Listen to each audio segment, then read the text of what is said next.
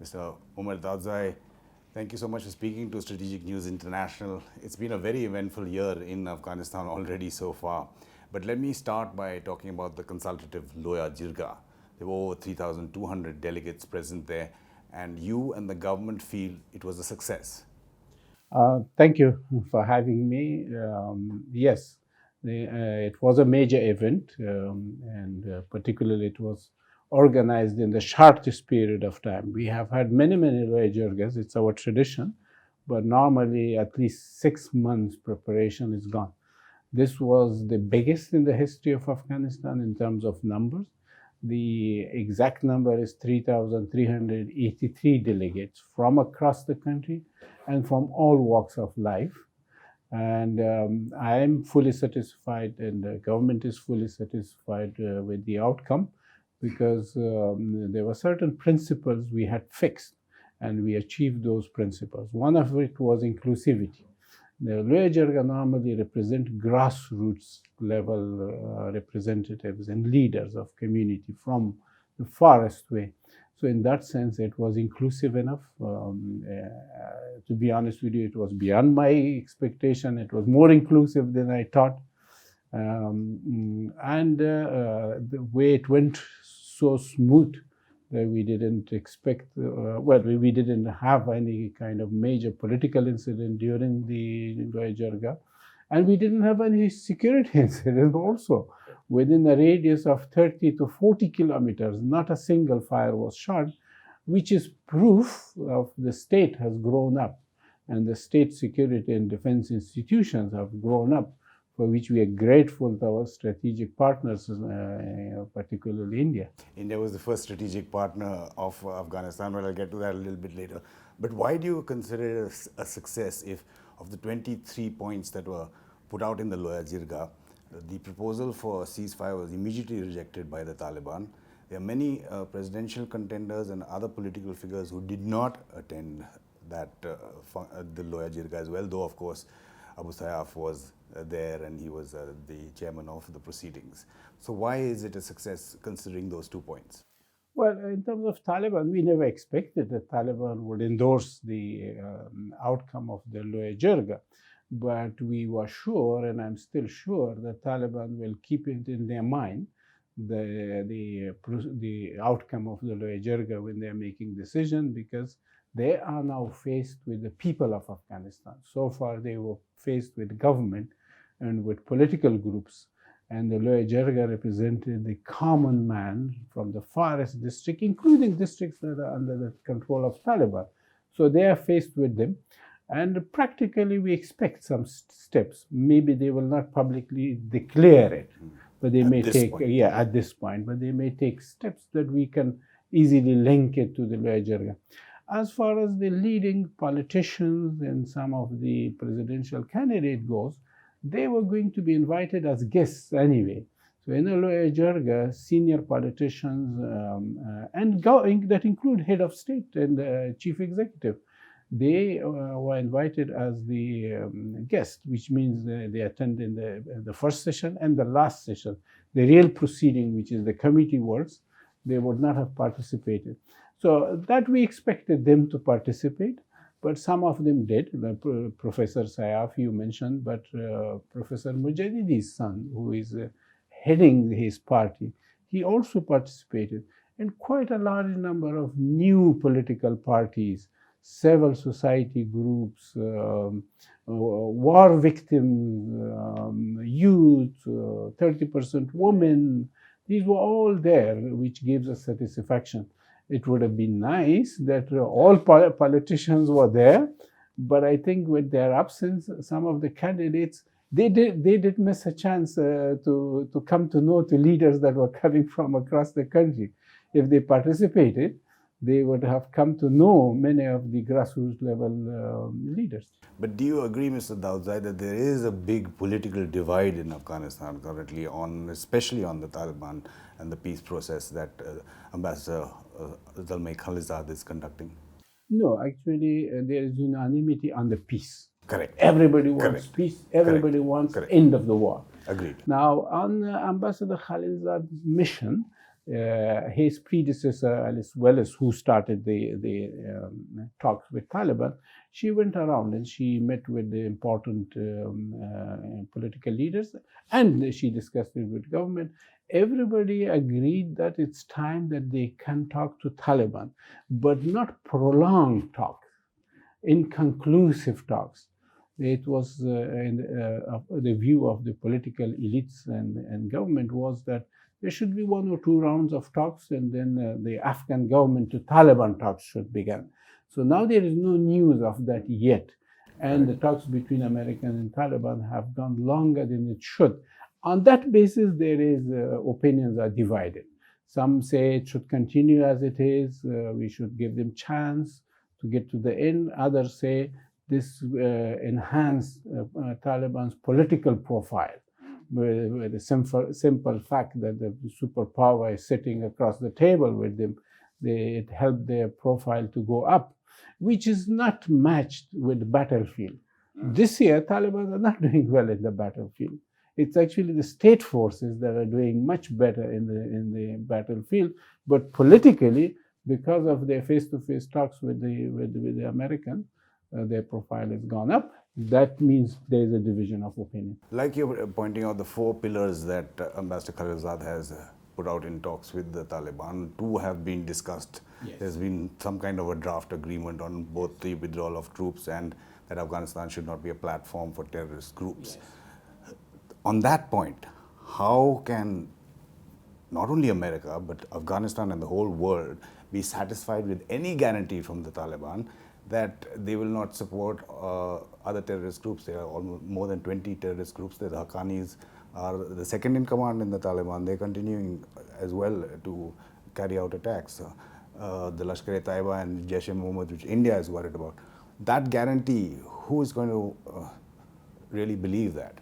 Well, even the first point, the American troop withdrawal, we doubt that if American can agree that with one particular portion or segment of the Afghan society, that's Taliban.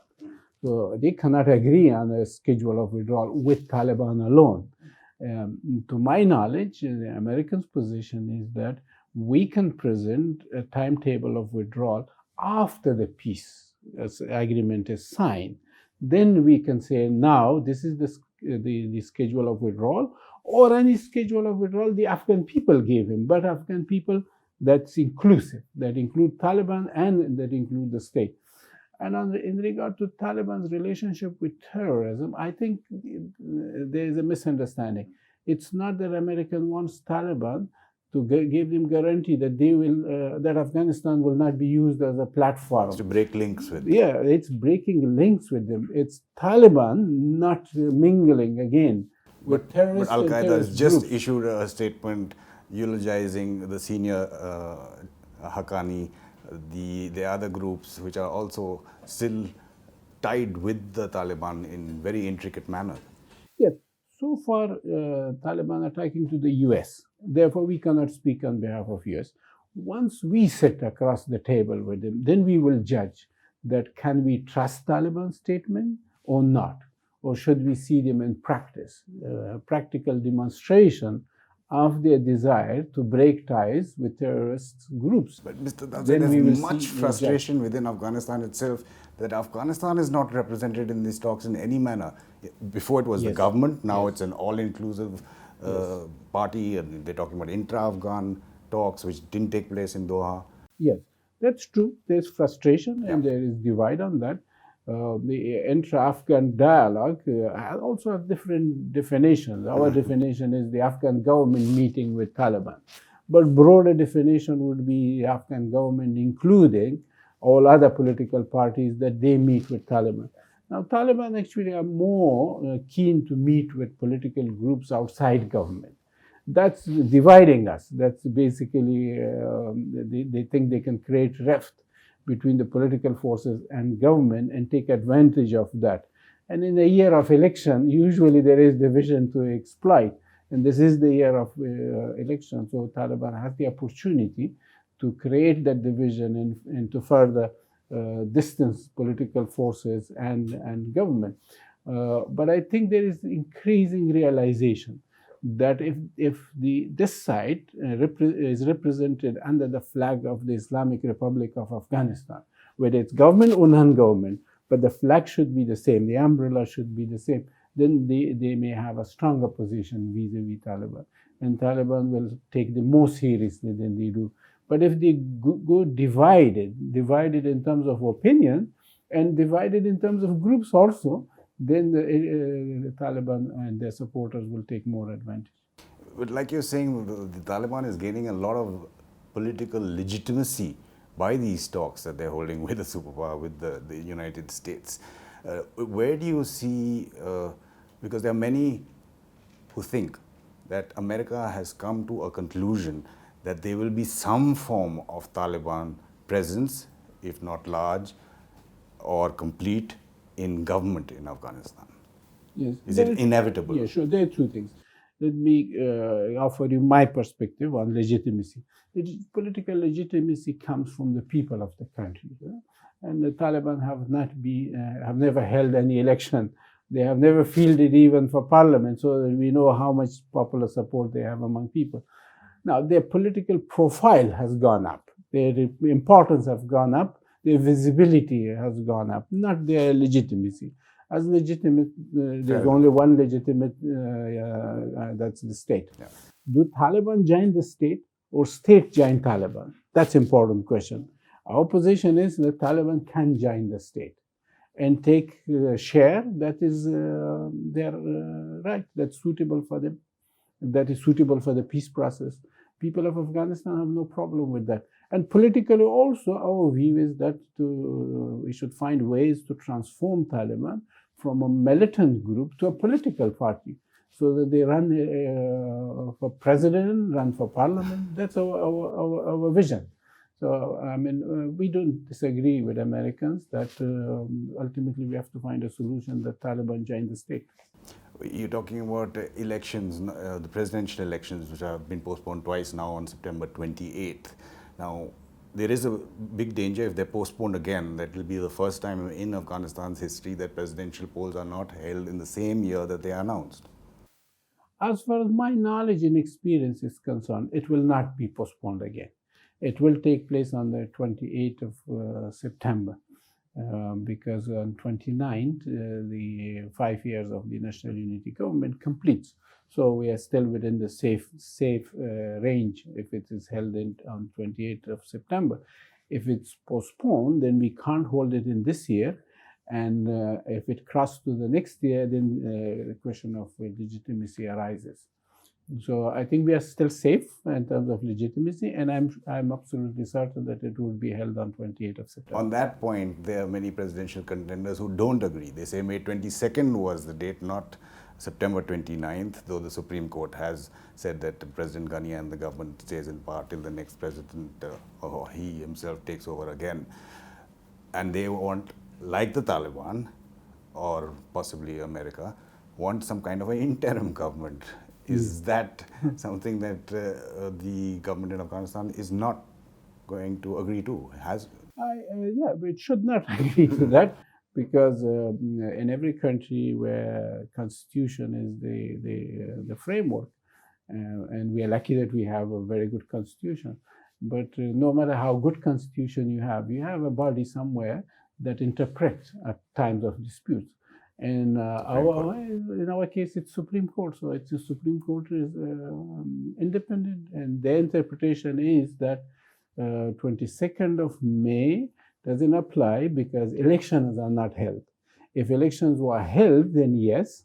And then the Supreme Court also refers to the precedents. There's been twice similar situation. I think, in my opinion, government is right because it's Supreme Court, it's independent body. One of your many posts in your career has been ambassador to Pakistan. Do you see any change in Pakistan to the support for terrorist groups that they give within their own country while these talks are going on? You see one change that Pakistanis are supporting American Taliban talks, or at least they are stating to be supporting American Pakistani talks. And Americans have also expressed their thanks to Pakistan. Now, the real part of the process is Afghan government talking to Taliban or Taliban talking to Afghan government. On that one, we don't yet see any sign of change in Pakistan. There's also a school of thought that says that Daesh, or the Islamic State in Khorasan province, which has now been divided into both Pakistan and India chapters, is the plan B in case the Taliban goes out of control of the ISI or other deep state elements in Pakistan. They could be used against that, and that's why they've been set up. Yeah, there are people thinking like that, and they may have reasons to think like that. Others may put it as conspiracy theories, but whichever it is, our explanation and our position is that we need a stronger state. And we need to find a solution with Pakistan, a kind of regional solution. That within our region there is dominant security and no country fears the other. We don't fear Pakistan, Pakistan don't fear us. We need to find a solution like that.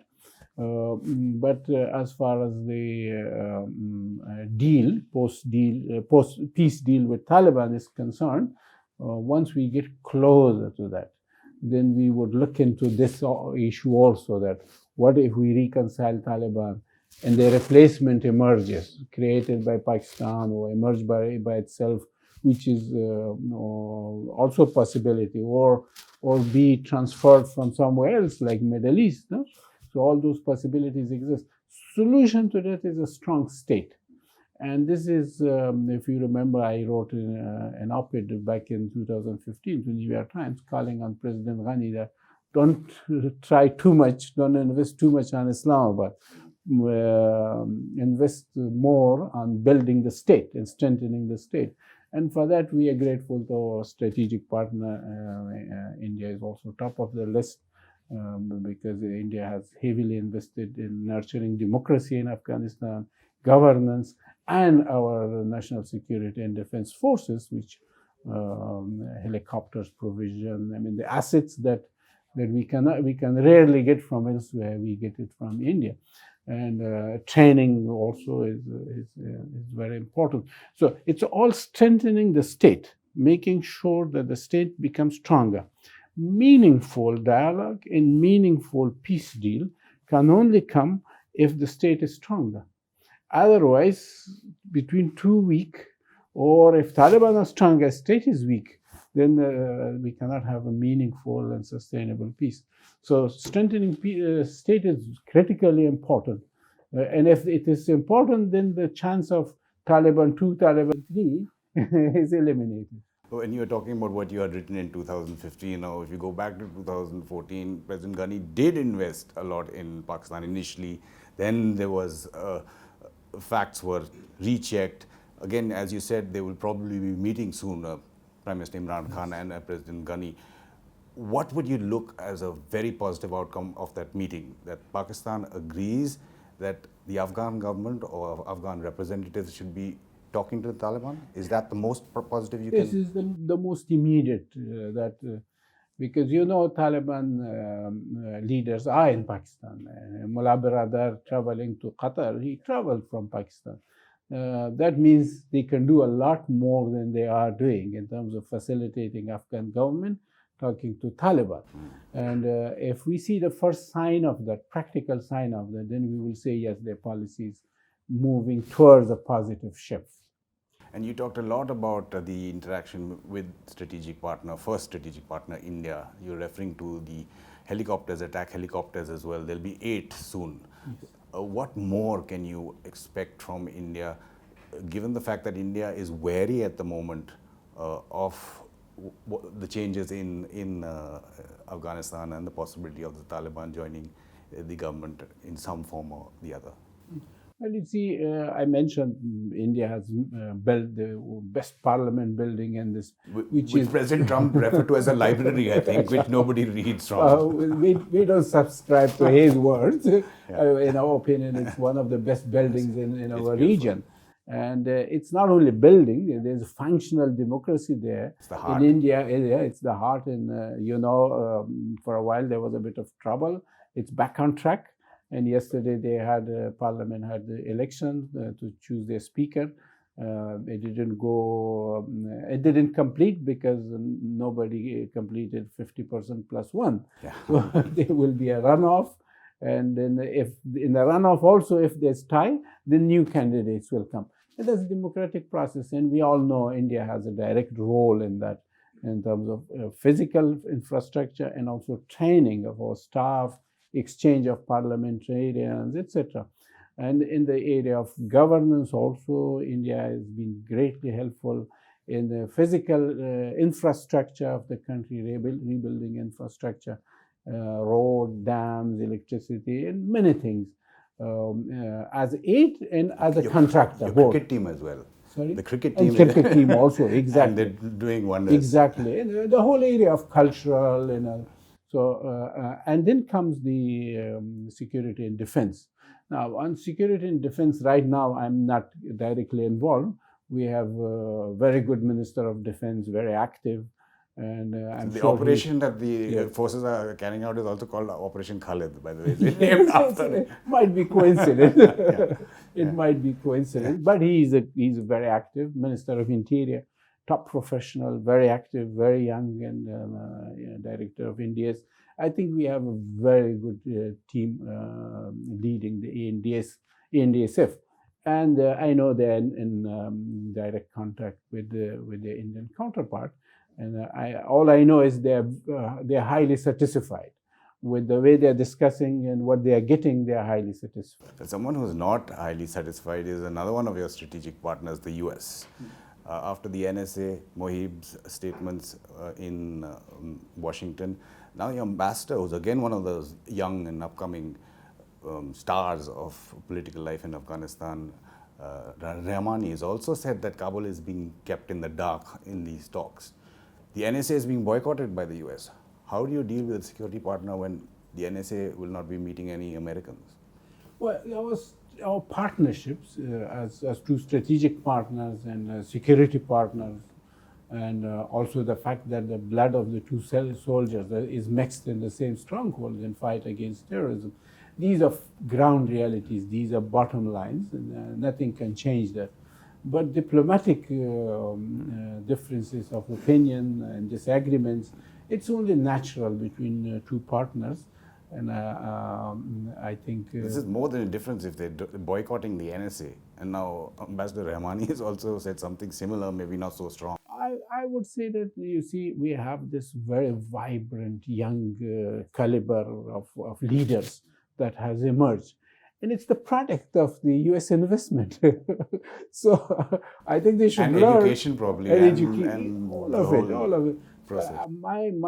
My advice would be US should learn how to live with them and how to live with them in harmony and how to make good use of them, because it's their product. And we're proud of them. We're proud of them because we have a very strong, young caliber that in terms of numbers, it's over 1 million graduates now. And in terms of quality, there is no match for them. The fact that President Ghani has not sacked the NSA itself is a statement. But when you're looking at the whole peace process and how it's unfolding, you're saying that the Americans are talking to the Taliban for too long, the Afghans should be represented soon. At the end of the process, because there have been some developments with Germany, and you've just visited Germany as well, yes, to facilitate intra-Afghan dialogue of some sort. So will it go full circle from 2001 to 2019, or that there might possibly be another Bonn conference at the end if you do reach a satisfactory? Maybe, but different. You see, in every peace talks, you need a continuation of memory. You need a country or an organization that do the role of mediator, organizer.